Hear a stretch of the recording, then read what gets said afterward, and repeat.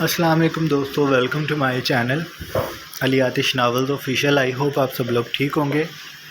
आज हम पहली मोहब्बत की 14वीं किस्त के साथ हाज़िर हैं। उसकी शुरुआत से पहले आप सब इसको लाजमी पढ़ लें और टारगेट को पूरा कीजिएगा। आज की किस्त फिर बड़ी है। अब करना ये है कि 1 के लाइक्स डन करने हैं और 200 कमेंट्स। फिर अगली किस्त ऐसी मज़े की होगी। और अब तो वैसे भी हम आहिस्ता आहिस्ता शाह और लाज के रोमांस की जानिब बढ़ रहे हैं। आप लोग शाह को अभी नहीं जानते, कैसा कैसा रोमांस करना है उस बंदे ने, क्या आपकी सोच है। फिर वीर तो हमारा वैसे ही बड़ा दिल फेंक आशिक है, तो इसलिए लाइक्स डन करें और कमेंट्स भी। अब चलते हैं आज की किस्त की तरफ। वो भी जान के कमरे में उनके जाने के चंद मिनटों बाद पहुंच गया था। बीजान बेड पे सुलग कर बैठी थी। शाह खामोशी से जाकर सोफ़े पे बैठ गया। तुम वजह खुद बताओगे? उन्होंने शाह को जलती हुई आंखों से देखा। अंदर उनके तूफ़ान जह रहा था। शाह की निगाहें उन्हीं पे थीं। उसका चेहरा संजीदा था। आपको मेरे कमरे में ऐसे नहीं आना चाहिए था। बीजान की भवें ऊपर चढ़ गईं। अब मुझे तुम्हारी इजाज़त की ज़रूरत होगी। शाह ने सर को हिलाया। बिल्कुल होगी। वो मेरा कमरा है जिसमें अब मैं अपनी बीवी के साथ रहता हूँ। हम वहाँ कुछ भी करें, हमारी अब लाख तरह की ज़ाती बातें होंगी। क्या कोई भी मेरे कमरे में ऐसे ही आ जाएगा, और वो भी इस सोच के साथ जिसे मैं खुद भी महसूस करके हैरान हूँ। उसे अभी भी बुरा लगता था। बीजान उसकी बात पे उसका चेहरा देखती रह गई। फिर उन्होंने तालियां बजाईं। वाह तहरान, मुझे तुमसे ये उम्मीद नहीं थी। तुम अच्छा खेल रहे हो। मैं खेल नहीं रहा, खेल आप रही हैं। उसे एकदम से ही इश्तियाल आया था। बीजान सब कुछ करने के बाद उस पर इल्ज़ाम लगा रही हैं। आप खेल रही हैं, मैं नहीं। मैंने माँ बाप के बाद आपकी हर बात मानी, आपको माँ का दर्जा दिया और ख़ुद आपका बेटा बनकर रहा, क्योंकि आपने अपने बेटे खोए थे और मैंने माँ बाप। मेरी मोहब्बत में कहाँ कमी थी। मैंने हर हुक्म पे सर तस्लीम खम किया, आपकी हर जायज़ नाजायज़ बात मानी। ज़िंदगी के 20 साल बर्बाद कर दिए। एक 18 साला लड़की की ज़िंदगी बर्बाद करने वाला भी मैं। कल को जब वो जवान होगी तो मैं बूढ़ा हो रहा हूँगा। मैं उसके पैरों की बेड़ी बनकर रह जाऊँगा जिसे वो घसीटती रहेगी, क्योंकि वो नासमझ है। उसे नहीं पता आज़ादी के लिए आवाज़ कैसे उठानी है। उसके साथ जो हो रहा है वो उसमें खुश है, क्योंकि उसकी ज़िंदगी को हमने महदूद रखा। आपने महदूद रखा। वो इतनी मासूम बस इसलिए है क्योंकि उसने बाहर की दुनिया देखी ही नहीं। हमने उसे निकलने ही नहीं दिया, और उसने एक लम्हे के लिए अपनी गुफ्तार को रोका, फिर बोलने लगा। बीजान दम साधे उसे सुन रही थी। आपके क्या ही कहने। आप अभी तक मुझसे खुश नहीं हैं। मैंने क्या कुछ नहीं किया, बस एक माँ को राज़ी करने के लिए। आपको मैंने बस बीजान कहा ही नहीं, माना भी है। मैंने आपको हमेशा खुश रखने की कोशिश की, अपनी खुशियों की परवाह किए बगैर। और आज आप फिर भी यही चाहती हैं कि मैं फिर से बेढब फैसले करूं। आपको नहीं लगता अब शादी को आगे बढ़ाना मेरा और मेरी बीवी का ज़ाती मामला है। कल को हमें बच्चा चाहिए होगा, हम फ़ैसला करके उसे दुनिया में ले आएंगे, लेकिन अभी लाज को बड़ा हो जाने दें। वो संभालने लायक होगी तो सब हो जाएगा, और ये सब तो वैसे अल्लाह के हाथ में है। आप और मेरे चाहने से कुछ नहीं होगा। मैं बस दुआ कर सकता हूँ कि अल्लाह आपकी उम्र दराज करे ताकि आप इस हवेली का वारिस देख सकें। लेकिन अब वो खड़ा हुआ। आप इस तरह की किसी कार्रवाई के तहत मेरे कमरे में नहीं आएंगी। लाज के जहन पे असर होगा। वो सवाल पहले ही बहुत करती है। उसे मज़ीद मेरे लिए सवाल या निशान ना बनाए, वरना मैं ये हवेली छोड़कर चला जाऊंगा। फिर आप जाने, और आपकी ये हवेली। मुझे इस मीरास से वैसे भी कभी दिलचस्पी नहीं रही। मुझे बस अब लाज में दिलचस्पी है, और मुझे ये परेशानी भी है कि कल को उसे भी मुझसे मोहब्बत ना हुई तो मेरा क्या होगा। मैं फिर किस सहारे ज़िंदगी गुजारूंगा। और ये सब आपकी मेहरबानी है बीजान।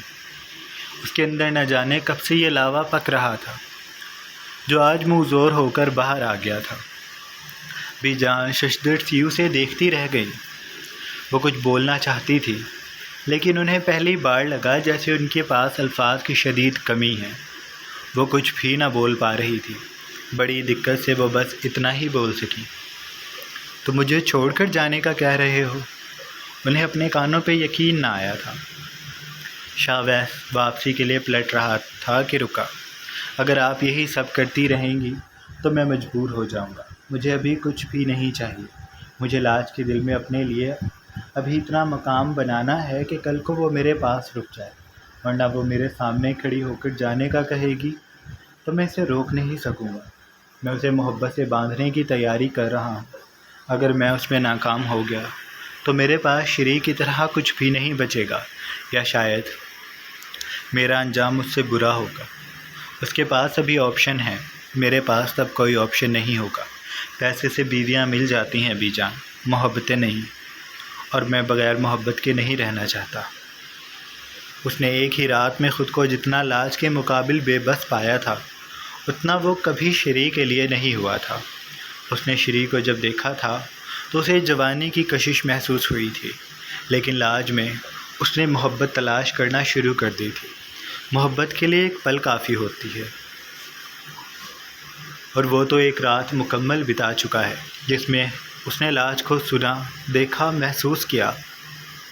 اس کے آنسو پہنچے، اسے سمجھا، دور کیا، پاس کیا، سب کچھ جیسے ایک ہی رات میں ہو گیا تھا۔ 20 سالوں کا مداوع اتنا حسین ہوا تھا کہ اب اسے ایک رات کے بعد اگلی صبح سے خوف آ رہا تھا جس میں اس نے ڈھلنا تھا اور لاج نے طلوع ہونا تھا۔ وہ خود کو ان کرنوں جیسا محسوس کر رہا تھا جو ڈھلتے سورج کے پیچھے نہ جانے زمین کے کس کس حصے سے اٹھ کر اس کی جانب لپکتی ہیں اور سورج میں شامل ہو جاتی ہیں۔ وہ کہہ کر بی جان کے کمرے سے نکل گیا تھا۔ بی جان کمرے میں بالکل ساکت سی بیٹھی رہ گئی تھی۔ کیا انہوں نے اتنا بڑا گناہ کر دیا کہ دارین بھی اب انہیں چھوڑ کر جانے کا سوچ رہا ہے؟ انہوں نے تو بس لاج اور دارین کے لیے یہ سب کچھ کیا تھا۔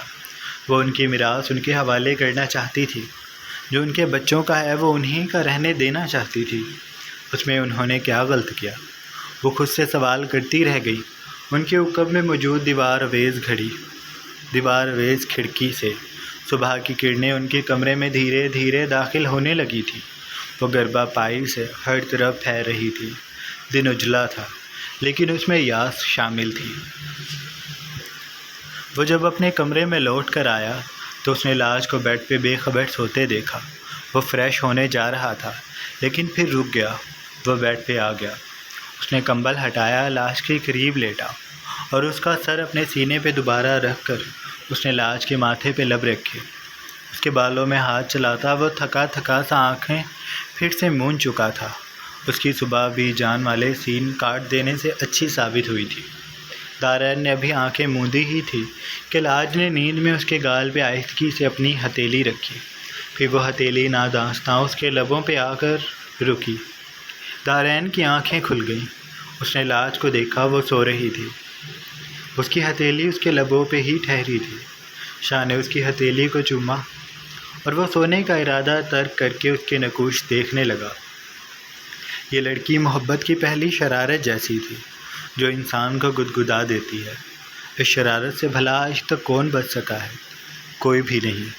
دارین بس اس کے نقوش دیکھتا رہا۔ وہ بھی ابھی آرام کرنا چاہتا تھا۔ طویل مسافت طے کر چکنے کے بعد اس کی منزل ابھی تک ادھوری تھی۔ اسے ابھی اور مسافت کرنی تھی۔ اسے سورج کی روشنی کی خاطر ابھی اور دوڑنا تھا۔ اب دیکھتے ہیں اسے سورج ملتا ہے یا پھر سورج پہاڑوں کا ہو کر چھپ جائے گا اور وہ اندھیروں میں ڈولتا رہ جائے گا۔ دیکھتے ہیں۔ لاج کے کمرے سے چلے جانے کے بعد اس کا کمرہ بے حد سونا ہو گیا تھا۔ پوری رات اس کی باتیں سننا، اس کو صبح اٹھانا، پھر اسکول کے لیے راضی کرنا۔ شری نے کتنا وقت یہ سب کرتے گزارا تھا۔ اب جب وہ صبح اٹھی اور اس نے لاج کے بیڈ کو خالی دیکھا تو کتنی ہی دیر وہ بس بیٹھ کر اس بیڈ کو دیکھتی رہی، اس کی باتیں سوچتی رہی۔ بے شک وہ ایک کمرے کے فاصلے پہ تھی لیکن ہو تو پرائی گئی تھی نا۔ اب شری کو اس کا اتنا وقت نہیں کرے گا جتنا وہ پہلے ساتھ گزارتے تھے۔ شری کچھ دیر بیٹھی رہی، پھر وہ اٹھ کر فریش ہونے چلی گئی۔ رات تھک کر سو جانے کے بعد آج اس کی آنکھ دیر سے کھلی تھی۔ اس نے وقت دیکھا تو 9 بج رہے تھے۔ وہ فریش ہوئی تب تک 9:30 کا وقت ہو گیا تھا۔ وہ عجلت میں کمرے سے نکلی تھی کہ تبھی اس نے سائم کو تیار ہوتے دیکھا۔ وہ اس کے کمرے میں چلی گئی۔ کہیں جا رہے ہو؟ شری کی آواز پہ وہ چونکا۔ اس نے بال بنا کر کنگھا سنگار میز پہ رکھا اور سر کو خم دیا۔ جی دوست کے پاس جا رہا تھا۔ اسکول تو جا نہیں سکا اس لیے وہاں جا رہا ہوں۔ کیوں، خیریت سے؟ وہ اندر آ گئی تھی۔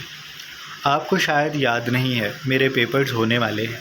شری اس کے بیڈ کو سیٹ کر رہی تھی کہ تبھی اس نے پلٹ کر اسے دیکھا۔ میں تو بھول ہی گئی تھی۔ سائم مدھم سا مسکرایا۔ کوئی بات نہیں، بس اب پیپرز ہو جائیں پھر انٹری ٹیسٹ اور میں یہاں سے چلا جاؤں۔ وہ اب دن انگلیوں پہ گنتا تھا۔ شری کے دل میں ٹیس اٹھی۔ پھر اس نے سائم کا گال تھپکا۔ اللہ تمہیں خوش رکھے۔ وہ اداسی سے مسکرایا۔ آمین۔ پھر وہ اپنا بیگ لینے الماری کی جانب چلا گیا تھا۔ اس نے اپنا بیگ اٹھایا۔ میں ناشتہ نہیں کروں گا، وہیں دوست کے پاس کچھ کھا لوں گا، شام تک آ جاؤں گا، امی کو بتا دیجیے گا۔ وہ ساری تفصیل دے کر باہر چلا گیا۔ شری یہ سوچنے لگی کہ سبھی کی زندگی مصروف ہو جائے گی اور شاید سبھی اپنی زندگی میں آگے بھی بڑھ جائیں، لیکن وہ خود کو کہاں مصروف کرے۔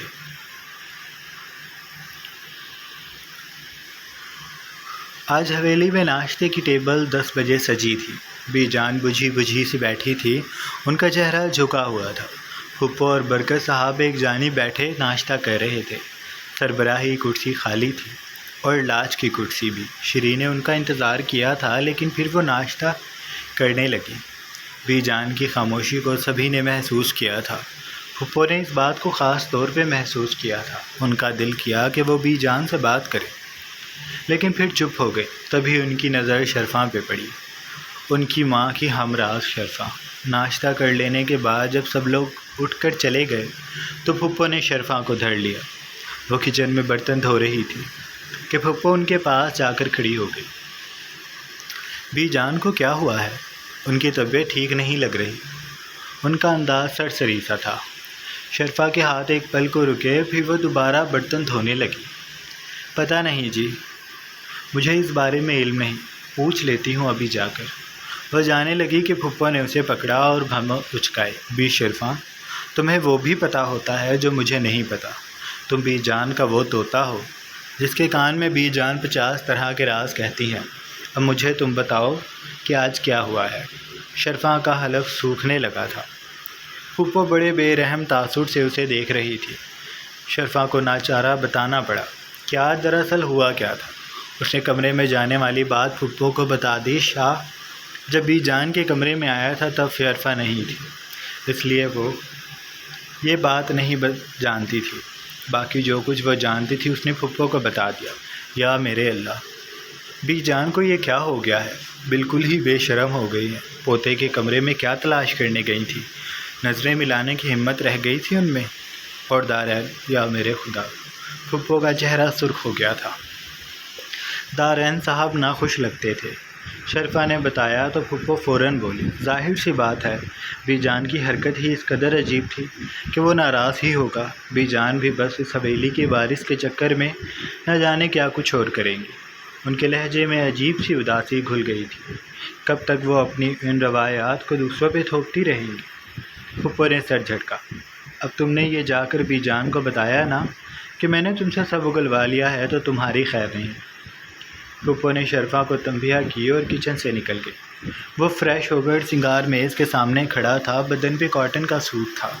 اس نے گولڈن کف لنکس لگائے اور کلائی میں مردانہ سنہری گھڑی پہن کر اس نے بالوں میں کنگھا کیا اور پرفیوم چھڑک کر جب وہ پلٹا تو اس نے لاج کو آنکھیں کھولے بیڈ پہ لیٹے دیکھا۔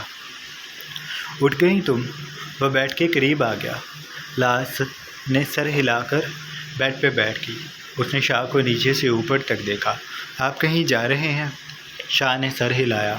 ہاں، آفس جا رہا ہوں۔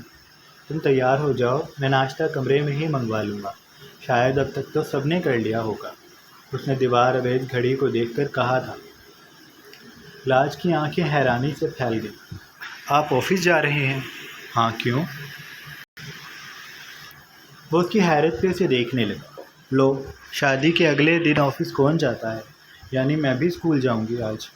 اس نے وقت دیکھا، لیکن اب تو اسکول کا ٹائم ہی چلا گیا۔ وہ انگلیوں پہ گننے لگی۔ پہلے 2 پیریڈ ہو گئے ہوں گے۔ شاہ نچلا لب دبائے اسے بغیر رکے بولتے سنتا رہا، لیکن کیا لیکن؟ جب وہ الجھ کر چپ ہوئی تو شاہ اس کے پاس آ کر بیٹھ گیا۔ لاج نے پیٹ سمیٹ لیے، وہ اس کے تھوڑی سی قریب ہوئی۔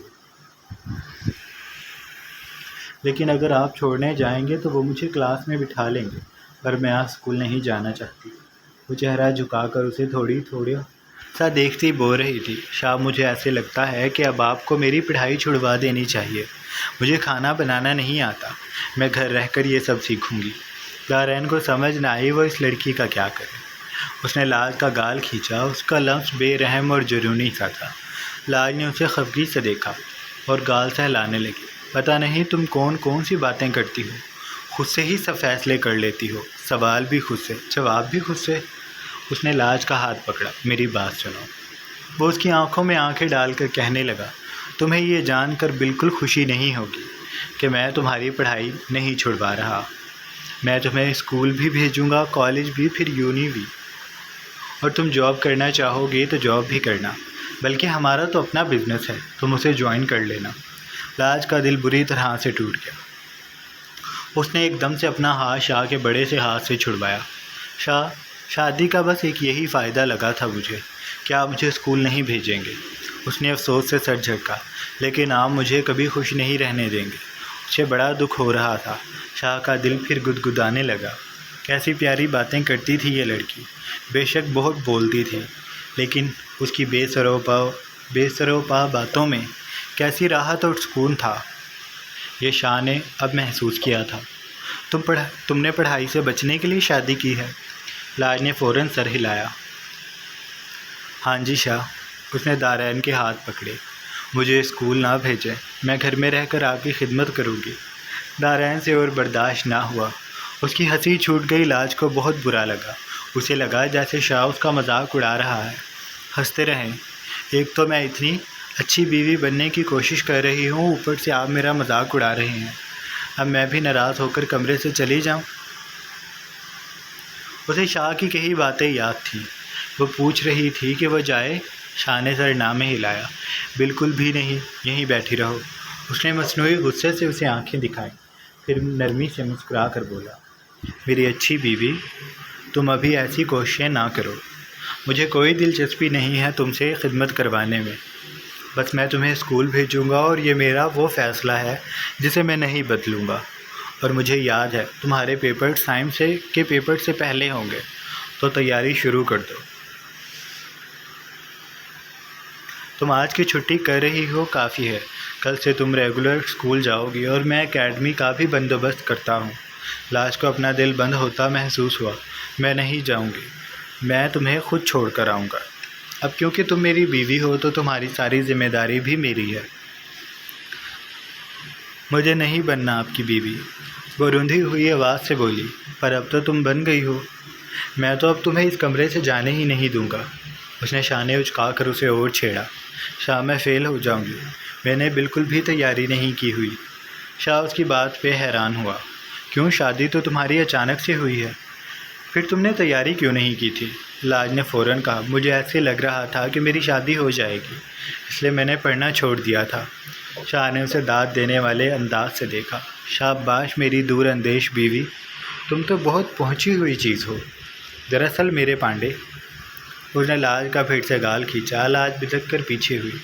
میں نے بھی ابھی تمہیں دیکھا ہے تو مجھے خیال آیا ہے کہ تم بہت زیادہ پڑھو گی، اس لیے تیاری کر لو، کل سے اسکول جانا ہے تم نے۔ ہاں میں تو چلی جاؤں گی، پھر جب فیل ہو گئی نا سب آپ کا مذاق اڑائیں گے کہ شاہ کی بیوی فیل ہو گئی۔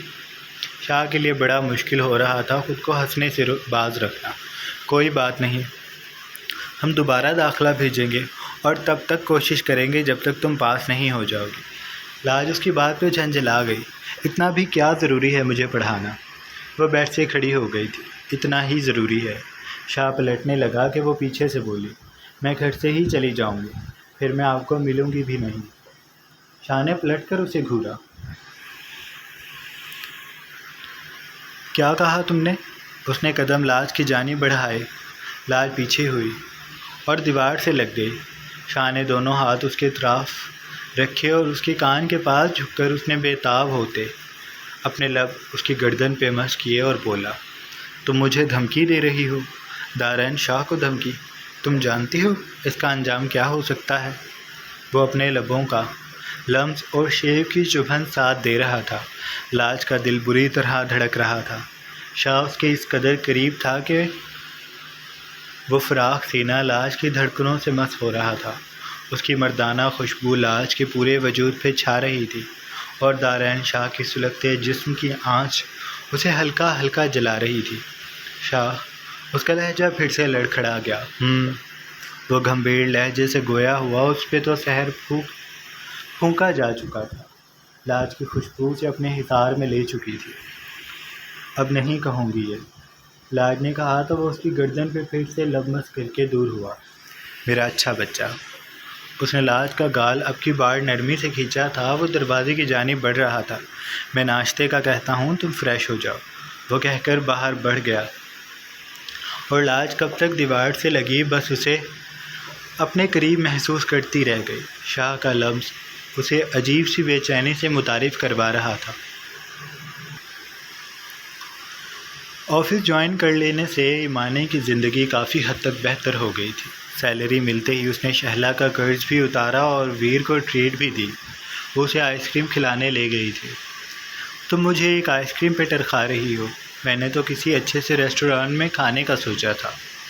وہ بھی کھلا دوں گی، بس میں کسی بینک میں ڈاکہ ڈالوں، پھر تمہاری ساری خواہشیں پوری کروں گی۔ ویر کھلکھلا کر ہنس دیا۔ نہیں، ایسا نہ کرنا، تمہیں پولیس پکڑ کر لے گئی تو پھر میں کیا کروں گا؟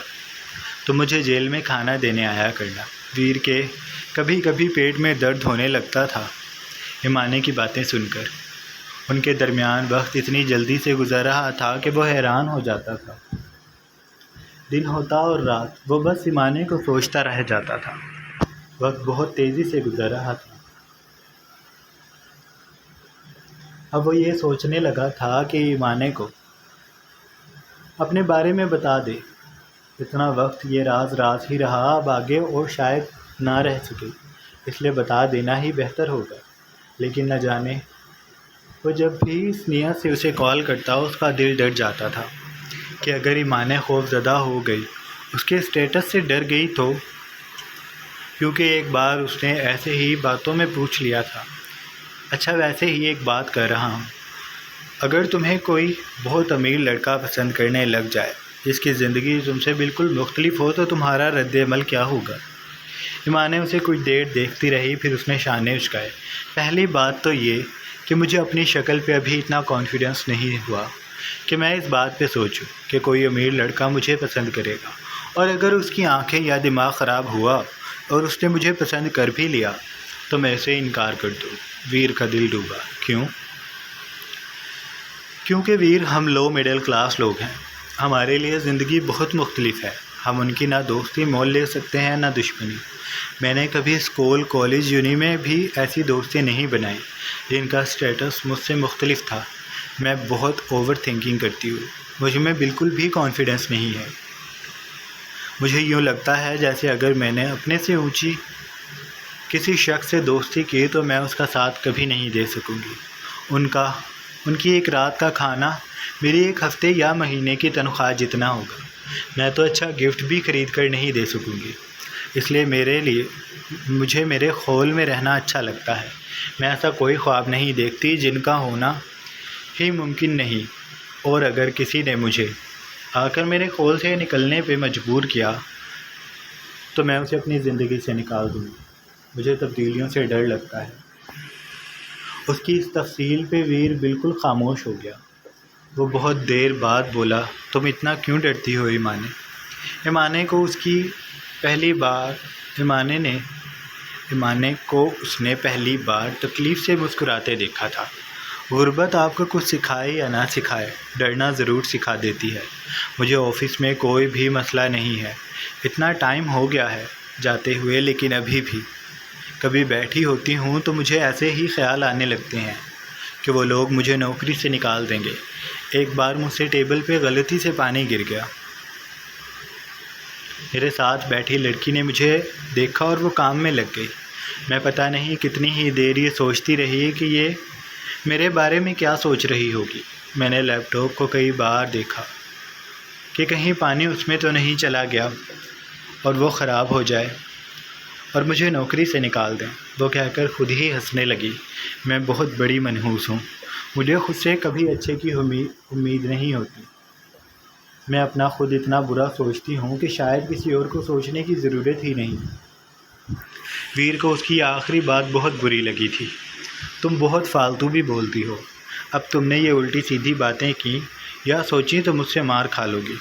تم ایک بات اپنے اس چھوٹے سے دماغ میں بٹھا لو، تمہیں اس نوکری سے کوئی نہیں نکال سکتا۔ کیوں؟ وہ میرے باپ کا آفس ہے، ایمانے نے شرارت سے پوچھا۔ ویر مسٹری سے مسکرایا۔ تمہارے باپ کا نہ ہو لیکن میرے باپ کا تو ہے، اور میں ایسا ہونے ہی نہیں دوں گا۔ تم پورے آفس کو آگ لگا دو، میں تمہیں پھر بھی نوکری سے نہیں نکالوں گا۔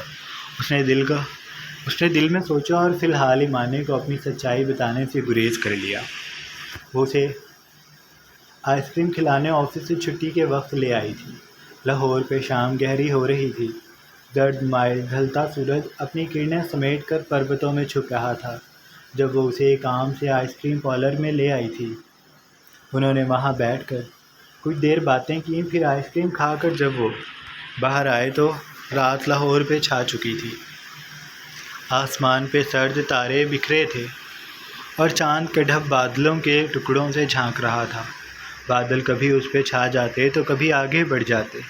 ویر نے اسے بائک پہ بٹھایا اور لے کر سڑک پہ آ گیا۔ ایمانے نے تبھی محسوس کیا جیسے کوئی ان کا پیچھا کر رہا ہے۔ اس نے گردن موڑ کر دیکھا تو 3 منچلے درمیانی عمر کے لڑکے، لمبے بالوں والے، اسے دیکھ کر ہنس رہے تھے۔ وہ کبھی بائک قریب کرتے تو کبھی پیچھے کر لیتے۔ ایمانے کا دل گھبرانے لگا تھا۔ نادانستہ اس نے ویر کے کاندھے پہ ہاتھ رکھا اور اس کی شرٹ کو تھام لیا۔ ویر اس کی اس غیر معمولی حرکت پہ چونکا تھا۔ کیا ہوا ایمانے؟ اس نے سپیڈ ہلکی کر لی تھی۔ سپیڈ ہلکی مت کرو، اس کی آواز منتشر تھی۔ کیوں، سب ٹھیک تو ہے نا؟ ویر 3 لڑکے ہمارا پیچھا کر رہے ہیں، عجیب سے ہیں، تم بائک روکنا مت، وہ کچھ دور آئیں گے، یہاں سنسان علاقہ ہے نا، اس لیے ابھی آگے جا کر خود ہی پیچھے ہٹ جائیں گے۔ ایمانے اسے سمجھا ہی رہی تھی کہ ویر نے بائک ایک دم سے روک لی۔ ایمانے کو جھٹکا لگا تھا۔ وہ ابھی سنبھل کر اسے کچھ کہتی کہ ویر بائک سے اتر کر ہیلمٹ ایمانے کو پکڑاتا سڑک پہ رک گیا۔ وہ بائک والے 3 لڑکے بھی دلچسپی سے اسے دیکھتے رک گئے۔ تمہیں ہمارا پیچھا نہیں کرنا چاہیے تھا۔ ویر کی آنکھوں میں تپش تھی۔ ان تینوں نے ایک دوسرے کو دیکھا، پھر ہنس دیے۔ ایمانے آگے آئی۔ ویر چلو یہاں سے۔ وہ اس کا بازو کھینچ رہی تھی۔ جب ویر نے اسے دیکھا تو ایمانے کے ہاتھ بے جان ہو گئے۔ اس کی آنکھیں بدلی ہوئی تھیں، ان میں اتنی سنجیدگی تھی کہ ایمانے کی ریڑھ کی ہڈی میں سنسنی دوڑ گئی۔ تم بائک کے پاس جاؤ، میں ان سے ملنا چاہتا ہوں۔ کوئی ایمانے کو تنگ کرے اور ویر چپ کر جائے، یہ محبت تو نہ ہوئی پھر۔ ویر، وہ کچھ کہنے لگی کہ ویر نے نرمی سے اس کا گال تھپکا۔ بات مانتے ہیں، جاؤ بائک کے پاس۔ اس کا لہجہ بے شک نرم تھا، لیکن آنکھیں ویسی ہی تھیں۔ ایمانے واپس پلٹ گئی۔ ویر نے ان 3 لڑکوں کو دیکھا اور اس کی گردن ایک طرف جھک گئی تھی۔ لبوں پہ سرد مسکان آ گئی۔ وہ تینوں نہ جانے کیا کیا بول کر ہنس رہے تھے۔ ان کے اشارے ایمانے کی طرف تھے۔ ویر نے ابھی قدم ہی آگے بڑھایا تھا کہ اس کے کان میں لگی ایئر بڈ میں آواز گونجی، باس، انہیں ہم دیکھ لیں گے، آپ جائیں یہاں سے، یہ جگہ سیف نہیں ہے، آبادی والا علاقہ قریب ہی ہے، یہاں ہنگامہ ہوا تو وہ کوریج میں آ سکتا ہے، آپ سوشل میڈیا کو تو ہم سے بہتر جانتے ہیں، ایک ویڈیو وائرل ہوئی تو صاحب ہم سب کو زندہ نہیں چھوڑیں گے، پلیز آپ جائیں۔ ویر کے قدم تھم گئے۔ اس نے گہرا سانس لیا۔ تم لوگ انہیں ذرا دور لے کر جاؤ، میں وہیں آ رہا ہوں، وہ کہہ کر پلٹ گیا۔ وہ لڑکے جاندار کہکا لگاتے کہہ رہے تھے، ہیرو کیا ہوا؟ ہمیں تو لگا تھا تو لڑنے اترا ہے۔ لگتا ہے لڑکی کی بات جلدی سمجھ آ گئی۔ ویر کا خون کھول رہا تھا۔ اس نے بڑی مشکل سے خود پہ ضبط کیا اور ایمانے کے پاس آیا۔ چلو چلے۔ ایمانے اس کا منہ دیکھتی رہ گئی، پھر اس نے کہا، شکر ہے تمہیں عقل جلدی آ گئی۔ تمہارے دانت وانت توڑ دیتے تو میں تمہیں ہسپتال کیسے لے کر جاتی؟ بیٹھو جلدی سے اور بائک چلاؤ، بھونکنے دو انہیں، کتے ہیں یہ تو گندی نسلیں۔ ویر نے اسے بھوے چکیڑ کر دیکھا۔ تمہیں گالیاں بھی آتی ہیں؟ تم میرا انٹرویو بعد میں لینا، ابھی چلو۔ اس نے ویر کے شانے پہ جھنجھلا کر مکہ مارا تو وہ ہنس دیا۔ اس نے بائک سٹارٹ کر کے چلا لی تھی۔ وہ تینوں لڑکے بھی جلدی سے بائک پہ بیٹھے ہوئے، ان کا ابھی ارادہ تھا کہ وہ ان کا تعاقب کریں گے، لیکن بائک سٹارٹ ہونے سے پہلے ہی ان کے سامنے ایک گاڑی رکی تھی۔ دیکھتے ہی دیکھتے اس میں سے 2 گارڈز نکلے جن کے ہاتھ میں گنز تھیں۔ لڑکوں کی ہوائیاں اڑ گئیں۔ گاڑی میں بیٹھو۔ لڑکے روحان سے ہو گئے۔ وہ گارڈز کے پیر پکڑنا چاہتے تھے، وہ ان سے اپنا قصور پوچھ رہے تھے، پر ویر کے حکم کے مطابق وہ ان تینوں کو گاڑی میں ڈال کر اپنے ساتھ لے گئے۔ ویر نے ایمانے کو اس کے گھر سے کچھ دور اتار دیا تھا۔ تم دھیان سے گھر جانا، مجھے پہنچ کر میسج کر دینا۔ ایمانے نے اسے ہدایت دی۔ ویر مسکرایا۔ وہ جانتا تھا ایمانے ایسا کیوں کہہ رہی ہے۔ تم پریشان نہ ہو، میں سیدھا گھر جاؤں گا اور پہنچ کر تمہیں میسج کروں گا۔ تمہیں یہاں سے اپنے گھر پہنچنے میں زیادہ سے زیادہ 30 منٹ لگیں گے، اور میں 31 منٹ بھی نہیں ہونے دوں گا کہ تمہیں میسج مل جائے گا۔ جھوٹا میسج مت کرنا، اللہ سب دیکھ رہا ہے۔ بالکل دیکھ رہا ہے، میں گھر پہنچ کر ہی میسج کروں گا، وعدہ۔ ایمانے نے سکون کا سانس لیا اور خدا حافظ کہہ کر پلٹ گئی۔ ویر نے ایئر بڈ پہ ٹچ کیا۔ کیسے ہیں وہ؟ بوس، آپ کے آنے کا فائدہ نہیں ہے، یہ بھوک سے مرنے والی مخلوق ہے۔ آپ آرام کریں جا کر، ہم انہیں گھما پھرا کر چھوڑ دیں گے۔ ویر ہنس دیا۔ Very good. اس نے بائک سٹارٹ کی اور فلیٹ کی جانب بڑھ گیا، جہاں اس نے جا کر چینج کرنا تھا۔ جاری ہے۔ تو جناب یہ تھی ہماری آج کی قسط۔ آئی ہوپ آپ کو اچھی لگی ہوگی۔ اگر آپ کو قسط اچھی لگی ہے تو آپ لوگ چینل کو سبسکرائب کر لیں، بیل آئیکن کے بٹن کو بھی پریس کر لیں، اور جلدی ہمارے دوسرے چینل کو بھی سبسکرائب کر لیں اور ٹارگٹ پورا کر دیں، تاکہ کل پھر ایٹ لیسٹ 30 منٹ کی قسط تو آئے۔ مجھے دیں اجازت۔ اللہ حافظ۔